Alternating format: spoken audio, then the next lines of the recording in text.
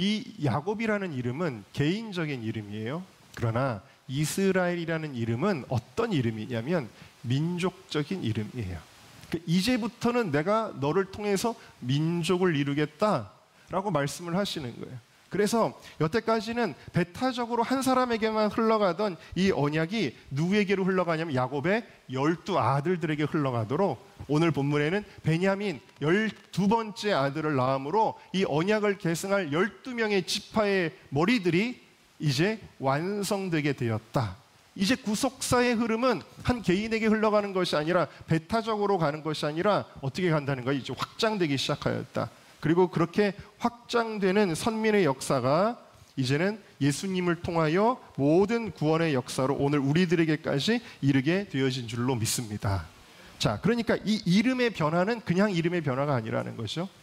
한 개인의 운명을 바꾸고 또 한 민족의 태동을 알리는 그러한 역사였다라는 것을 알 수가 있습니다.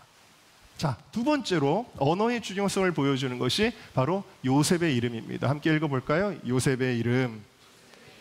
자, 오늘 본문은 12지파를 이룰 아들들 가운데 아까도 말씀드렸지만 12번째 아들 베냐민이 태어나는 그 내용이 이제 나오고 있는데요. 자, 이 베냐민을 누가 낳는다고 지금 나오고 있죠? 라헬이 낳아요. 근데 여러분, 야곱에게는 4명의 아내가 있습니다. 첩까지 포함해서 4명의 아내가 있는데 라헬은 그 중에서 가장 아들을 못 낳는 여자였죠. 레아는 7명의 아들을 낳았습니다. 르우벤, 시므온, 레위, 유다, 이사갈, 스불론, 그리고 딸 디나까지 낳았죠. 그리고 라헬의 여종이었던 비라는 단과 납달리를 낳았습니다. 또 레아의 여종인 실바는 갓과 아셀을 낳았습니다. 이렇게 다른 여자들이 아이를 쑥쑥쑥 낳을 동안에 라헬은 한 명도 못 낳았어요. 그런 라헬을 하나님이 불쌍하게 여기시고 이 사건이 일어나기 16년 전 창세기 30장이죠. 드디어 하나님께서 라헬에게도 아들을 한 명 낳게 주셨습니다. 그 내용을 한번 우리 읽어볼까요? 창세기 30장 22절부터입니다. 시작. 하나님이 라헬을 생각하신지라 하나님이 그의 소원을 들으시고 그의 태를 여셨으므로 그가 임신하여 아들을 낳고 이르되 하나님이 내 부끄러움을 씻으셨다 하고, 자, 드디어 하나님이 이 라헬을 생각하셔서 임신하게 하셨다. 그리고 아이를 낳게 함으로 그동안에 이 라헬이 겪었던 수치를 씻어주셨다. 그때 이 아들의 이름을 뭐라고 지었을까요? 자, 우리 24절을 계속해서 읽겠습니다. 시작. 그 이름을 요셉이라 하니 여호와는 다시 다른 아들을 내게 더하시기를 원하노라 하였더라. 아멘. 그러니까 많은 그 믿음의 부모님들이 아들의 이름을 요셉이라고 참 많이 짓잖아요. 우리나라에서도. 이 요셉이라는 말의 이 단어의 뜻이 뭐냐면 더하다라는 뜻이에요. 더하다. 그러니까 여러분 편의점에 가면 1+1 있잖아요. 그런 뜻입니다. 1+1이라고 지어준 거예요. 아들의 이름을. 자, 그러면서 그때 기도를 한 거예요. 뭐라고 기도를 했냐면 하나님은 다시 나에게 이제 아들 하나 겨우 낳았는데 나에게 아들 하나를 더 주시기를 원한다라고 기도를 했어요. 몇 년 전에? 16년 전에 했던 기도입니다. 자, 그런데 이렇게 요셉이라는 이름을 짓고 하나님은 다시 아들을 내게 더하시기를 원합니다 라고 기도를 했는데 이것이 예언적으로 이루어지게 돼요. 그래서 오늘 말씀에 드디어 이 라헬이 또 다른 아들을 낳게 되는 것입니다. 자, 17절을 읽어볼까요? 시작. 그가 난산할 쯤에 산파가 그에게 이르되 두려워하지 말라. 지금 네가 또 등남하느니라. 또 등남하느니라. 요셉 하나 낳았지만 16년 동안 이 기도 안 들어주시나 보다 하고 잊어버렸겠죠. 그런데 하나님은 그 기도를 기억하셨죠. 그리고 또 아들을 낳았다. 지금 막 난산하고 있어요. 라헬이 굉장히 지금 뭔가 고통스러워하면서 아이를 낳고 있는데 힘들어하지 마라. 두려워하지 말아라. 너 지금 보니까 아들 낳는다 라고 산파가 이야기를 한 것입니다. 그러니까 요셉이라고 하는 이름은 그냥 라헬이 아무렇게나 지은 이름이 아니라 이것은 예언적인 이름이었다. 예언적인 기도였다라는 사실입니다. 자, 이렇게 요셉의 이름이 베냐민을 낳는 것으로 성취가 되는데 또 이 요셉의 이름은 1+1이라 그랬잖아요. 이것이 또 이렇게 성취가 됩니다. 그게 뭐냐면 두 지파의 복을 받는 것으로 성취가 되게 되어져요. 이로부터 또 세월이 지납니다. 야곱의 나이 147세에 드디어 야곱이 숨을 거두기 전에 이제 야곱이 아들들을 이제 축복하는 여러 가정들이 있는데요. 자, 창세기 48장 5절에서 6절을 보면은 야곱이 가장 사랑하는 아들 요셉을 불러다가 요셉의 두 아들을 같이 데리고 오게 합니다. 그리고는 요셉의 두 아들이 누구냐면 므낫세와 에브라임인데, 이 므낫세와 에브라임을 이렇게 축복을 합니다. 자, 5절과 6절을 같이 읽어볼까요? 시작. 내가 애굽으로 와서 네게 이르기 전에 애굽에서 네게 낳은 두 아들 에브라임과 므낫세는 내 것이라. 르우벤과 시므온처럼 내 것이 될 것이요. 6절. 이들 후에 네 소생은 네 것이 될 것이며 그들의 유산은 그들의 형의 이름으로 함께 받으리라. 여러분, 이게 무슨 소리인지 모르시겠죠? 에브라임과 므낫세가 르우벤과 시므온처럼 내 것이 될 것이다. 이게 무슨 얘기냐면 야곱의 모든 12아들들, 지금 여기 예로 언급한 르우벤 한 사람, 야곱의 아들이에요. 장자예요. 뭐가 됩니까? 한 지파가 돼요. 르우벤 지파가 됩니다. 시므온 어떻게 됩니까? 시므온 지파가 됩니다. 그 외에 다른 아들들, 뭐 납달리는 납달리 지파가 되고, 단은 단 지파가 되고, 아셀은 아셀 지파가 되는 거예요. 자, 그런데 그러면 요셉은 뭐가 돼야 되는 거예요? 요셉 지파가 돼야 되잖아요. 근데 요셉을 축복하는 것이 아니라 요셉의 그 아들들 한 대로 더 내려가서 므낫세와 에브라임을 데려다가 므낫세와 에브라임도 르우벤과 시므온과 동격이 될 것이다 라고 이야기하는 거예요. 그러니까 무슨 얘기냐면 므낫세도 한 지파가 될 거고, 너는 요셉, 너는 너 하나가 아니야. 너한테는 두 지파를 주는 거야. 그래서 므낫세와 에브라임, 물론 손을 어긋맞춰서 에브라임을 앞세워서 에브라임과 므낫세가 되지만 이것이 1+1으로 두 개의 지파를 이루게 되고, 그것이 오늘날 지금 현대의 이스라엘에까지 이어지게 되는 것이죠. 요셉이라는 이름이 이렇게 성취가 됩니다. 할렐루야. 이 언어라는 것이 얼마나 중요한지를 보여주는 거죠. 그래서 여러분들이 이제 그 야곱의 축복이라는 찬양을 부를 때 이 가사가 나오는데, 야곱이 나중에 유언할 때 요셉에게 대하여 이렇게 유언을 합니다. 자, 함께 읽어볼까요? 시작. 요셉은 무성한 가지, 곧 샘 곁에 무성한 가지라. 그 가지가 담을 넣었도다. 그러니까 요셉은 딱 내 거 한 지파만 차지해야 되는데 담장을 넘어서 이 두 개의 축복을 차지하게 되었다라는 것을 보여주고 있는 것입니다. 여러분, 그러면 이제 야곱이 죽을 때는 이 처음 요셉이라는 이름을 지을 때부터 세월이 얼마가 지났냐면 55년에서 한 60년이 지났거든요. 야곱은 그 요셉이라는 이름을 짓고 기도했던 그 라헬의 기도를 기억을 했을까요? 어쨌든 이 라헬의 기도는 라헬의 기도이기도 하지만 하나님이 라헬의 입술을 통해서 그 언어를 통해서 하신 예언적인 기도였다라는 것을 우리가 알 수가 있습니다. 여러분, 물론 우리의 기도가 다 이루어진다라는 건 아니에요. 우리의 기도가 다 하나님께 원하는 대로 응답받는 것은 아니지만 우리의 뜻과 하나님의 뜻이 일치할 때 그것은 뭐라고 말하느냐? 예언적 기도라고 말하는 거예요.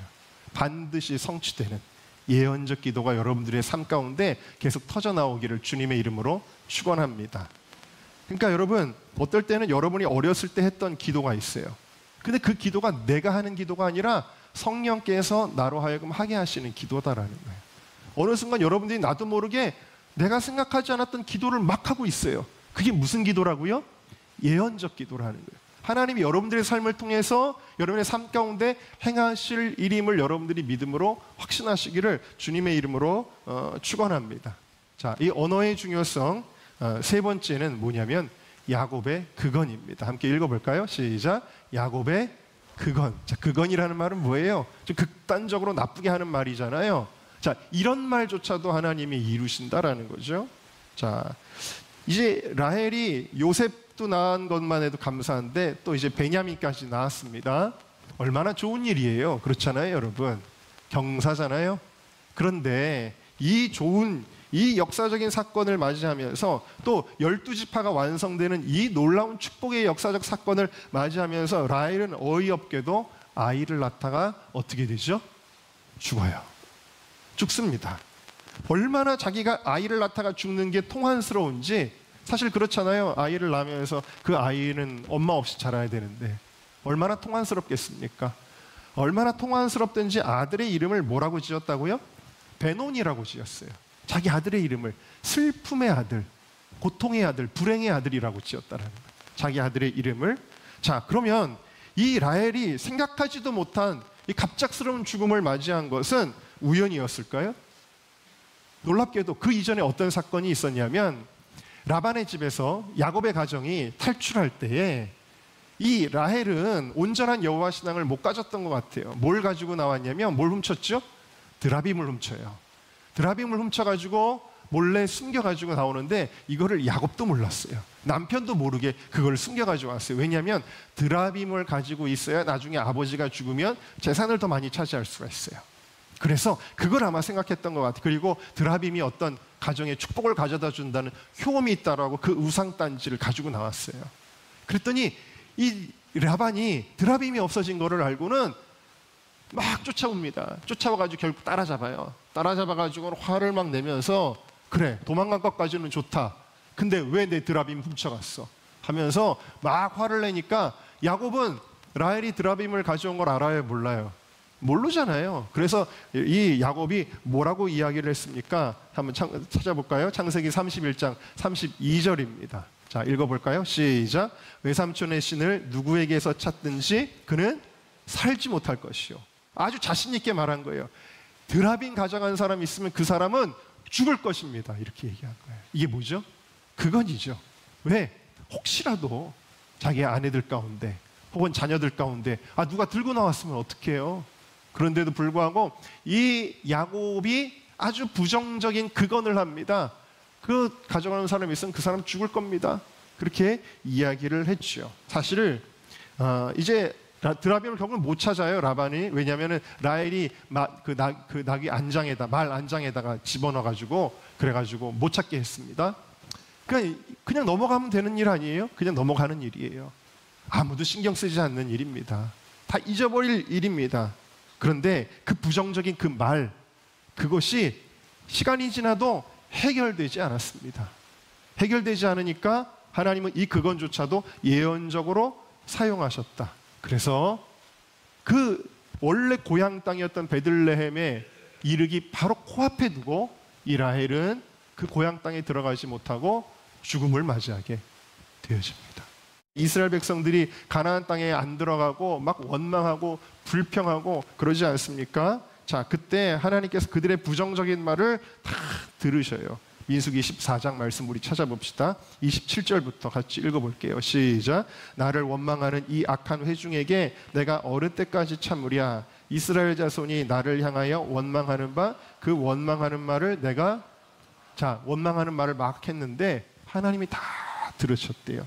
자, 그 다음에 28절이 중요한데, 자, 28절 여러분 잘 살펴보면서 한번 읽어보세요. 시작. 그들에게 이르기를 여호와의 말씀에 맹세하노라. 하나님이 스스로 맹세할 정도로 확실한 거예요. 계속 읽습니다. 시작. 너희 말이 내 귀에 들린 대로 내가 너희에게 행하리니. 함께 따라합시다. 너희 말이 내 귀에 들린 대로 내가 너희에게 행하리니. 그들이 말한 대로 우리는 안 들어가. 우린 가나안 땅 안 들어가. 우리 돌아가. 막 이러면서 부정적인 말을 막 했더니 그래? 안 들어가? 니네들이 말한 대로 할 것이다. 그래서 여호수아와 갈렙만 들어갈 수 있다고 했잖아요. 여호수아와 갈렙만 들어가고 나머지 이 사람들을 어떻게 됩니까? 29절부터 계속 읽어봅시다. 시작. 너희 시체가 이 광야에 엎드러질 것이라. 너희 중에서 20세 이상으로 계수된 자 곧 나를 원망한 자 전부가 여분네 아들 갈렙과 눈의 아들 여호수아 외에는 내가 맹세하여 너희에게 살게 하리라 한 땅에 결단코 들어가지 못하리라. 함께 따라합시다. 하나님은 우리의 언어를 들으십니다. 언젠가 그 말씀 드렸는데 여러분 저도 어렸을 때 많이 들었던 건데 똑순이 본명이 누구예요? 김민희 아시죠? 어르신들은 다 아시죠? 김민희가 이제 연예인의 삶을 살았던 거 아니에요? 근데 이제 20대가 되고 그러면서 그때도 한번 설명드렸지만 이제 많은 삶이 피폐해지면서 자살 충동에 시달립니다. 죽고 싶은 거예요. 계속 죽어야지. 너무 삶이 힘들고 그래서 이제 놔버려야 되겠다. 자살을 하려고 그러면서 하나님께 막 원망하면서 하나님 저를 빨리 죽이시지 그러셨어요. 막 이럽니다. 그러다 어느 날 차를 타고 이제 차에서 그러면서 이제 죽고 싶다 막 그러고 있는데 갑자기 어디서 소리가 들리는데 만왕의 왕 하는 소리가 들리는 거예요. 이게 무슨 소리지? 그래가지고 라디오를 내가 켜놨나? 그리고 라디오를 보니까 라디오를 안 켜놨어요. 어디 밖에서 무슨 소리가 들리나 창문을 내려가지고 확인을 해보는데도 밖에서 아무 소리도 안 들려요. 내가 잘못 들었나? 근데 또 만왕의 왕이 들리는 거예요. 그러다가 뭘 깨닫게 되냐면 내 목소리다. 내 목소리다. 그게 뭐였냐면 어렸을 때 물론 교회를 안 다녔습니다. 예수님이 누군지도 모릅니다. 근데 똑순이 캐롤을 그 스튜디오에서 막 녹음을 하는 겁니다. 이 어린아이가 힘들어도 힘들다는 소리도 못하고 2시간 동안 13곡을 녹음하는 강행군을 했대요. 근데 거기에 나오는 캐롤들이 다 사실 뭐 예수님하고 관계없는 캐롤들, 루돌프 사슴코는 뭐 징글벨, 뭐 북치는 소년, 막 대부분 그런 노래였는데 거기 딱 한 곡 정말 예수님을 높여드리는 한 찬양이 있었으니 그 찬양의 곡이 바로 제목이 그 아기는 누구일까라는 곡이었다라는 거예요. 그런데 그 아기는 누구일까의 후렴이 뭐냐면 만왕의 왕 아기 예수를 기쁜 마음으로 맞으라. 그 찬양을 불렀을 때 자기의 목소리가 들리더라는 거예요. 죽고 싶었던 이 김민희에게 그게 들리면서 그때 주님의 음성이 그의 마음속에 들립니다. 뭐라고 들리냐면 내가 그때 참 기뻤다. 네 노래를 듣고 내가 참 기뻤다 라고 이야기를 하는 것입니다. 그래서 그 하나님의 음성을 듣고 이 김미인 씨가 거기서 눈물을 펑펑 쏟으면서 사실은 어떻게 보면은 믿음으로 한 부른 게 아님에도 불구하고 하나님은 그 김민이라는 순수한 그 어린아이의 입에서 나오는 만왕의 왕 예수를 기쁨으로 맞이하라는 그 고백을 하나님은 어떻게 하신 거예요? 들으신 거예요. 할렐루야. 하나님 우리의 언어를 들으십니다. 여러분 언어가 중요한 것은 이미 성경의 시작부터 등장합니다. 하나님이 천지를 무엇으로 창조하셨죠? 하나님이 막 못질을 하시고 손으로 빚으시고 이렇게 천지를 창조하셨나요? 아니죠. 여러분 하나님은 사실 생각만 해도 무엇인가를 만드실 수 있는 분이십니다. 할렐루야. 그렇게 천지를 창조하신 하나님의 형상을 따라 지음받은 인간에게도 그래서 하나님은 무엇을 주셨냐면 바로 입술에 권세를 주신 거예요. 그래서 제일 먼저 아담에게 내가 너에게 준 이 땅을 다스려라 하시면서 처음으로 행하게 하신 일이 무엇일까요? 말함을 통해 언어를 통해 이루어지게 하신 것입니다. 할렐루야. 이것을 깨달은 사람이 있어요. 그게 바로 오늘 본문에 나오는 야곱입니다. 자, 아까 말씀드린 대로 라헬이 너무너무 기가 막혀서 자기가 죽으니까 기가 막혀서 아들의 이름을 뭐라고 지었다 그랬죠? 베논이라고 지었죠. 슬픔의 아들, 불행의 아들이라고 아들의 이름을 딱 지었는데 이 언어의 원리를 아는 야곱이 어떻게 합니까? 바로 그 이름을 다시 짓습니다. 뭐라고? 베냐민이라고 짓습니다. 베냐민이라는 말은 뭐냐면 베는 히브리어로 아들, 그 다음에 야민이라는 것은 오른쪽, 오른손을 가리키는 거예요. 그러니까 성경에서는 여러분이 이건 꼭 알고 계시면 좋은데 성경에서는 항상 오른편이 좋은 거예요. 오른편. 그리고 실제로 우리나라 언어도 참 놀랍죠. 옳다, 오른편이 오른편이에요. 영어에서도 맞다, 틀리다 할 때 right, wrong 하잖아요. right이 오른손이에요. 오른편이에요. 성경에서도 그렇습니다. 오른쪽이 항상 좋은 거예요.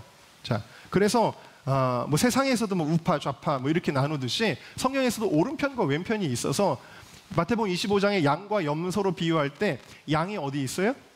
오른쪽에. 염소는 왼쪽에. 그러니까 오른편에 있는 사람들은 권위에 순복하고 순종하는 양 같은 존재. 생긴 건 비슷하지만 염소는 반권위적인 존재, 부정적인 존재.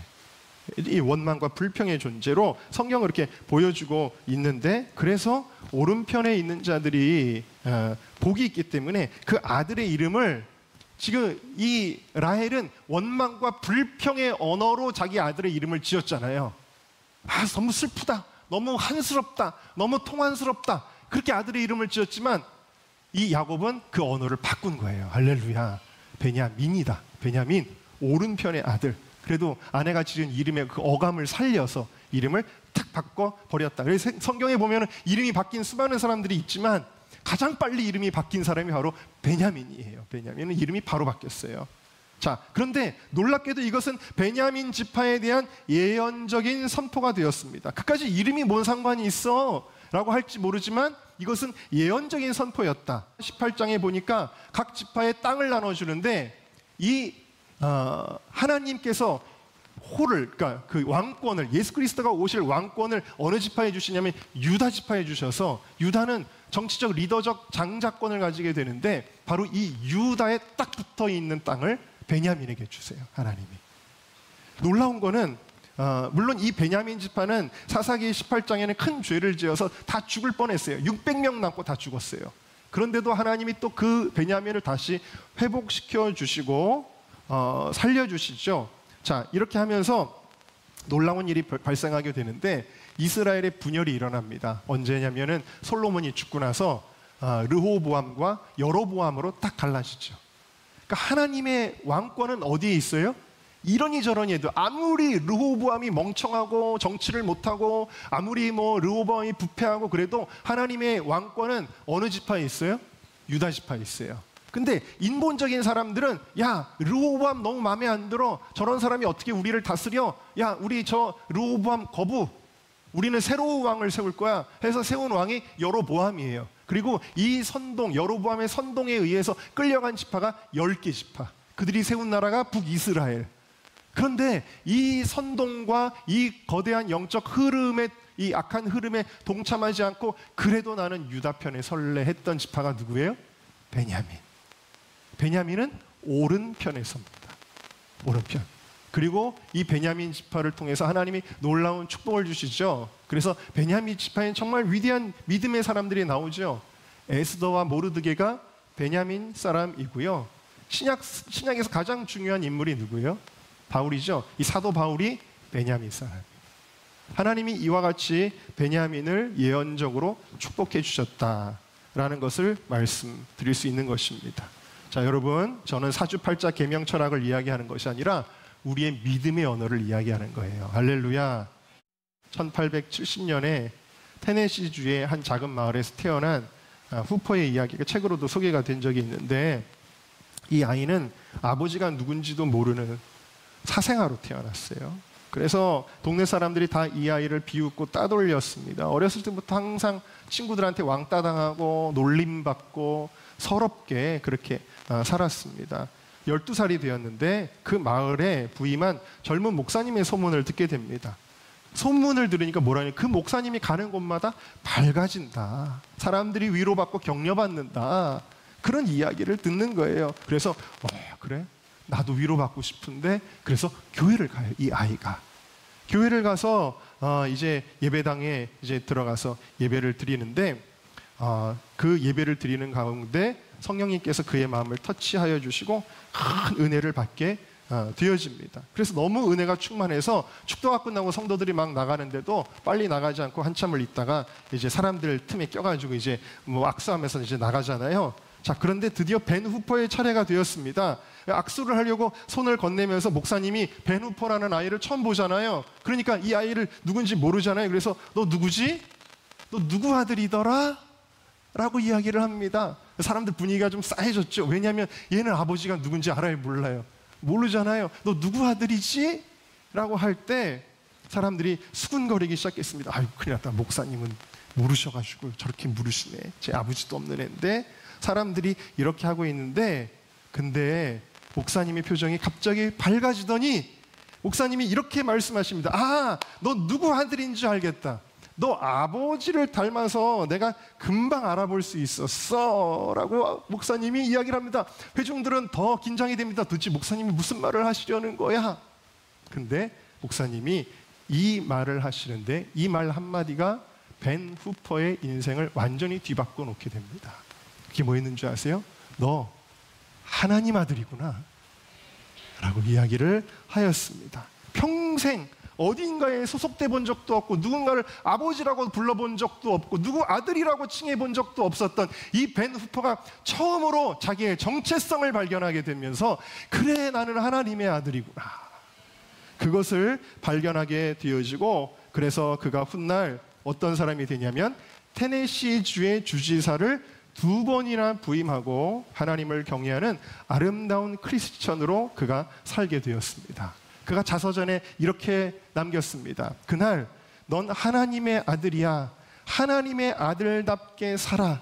목사님께 그 말을 듣던 바로 그날이 테네시주의 주지사가 태어난 날이었습니다. 할렐루야.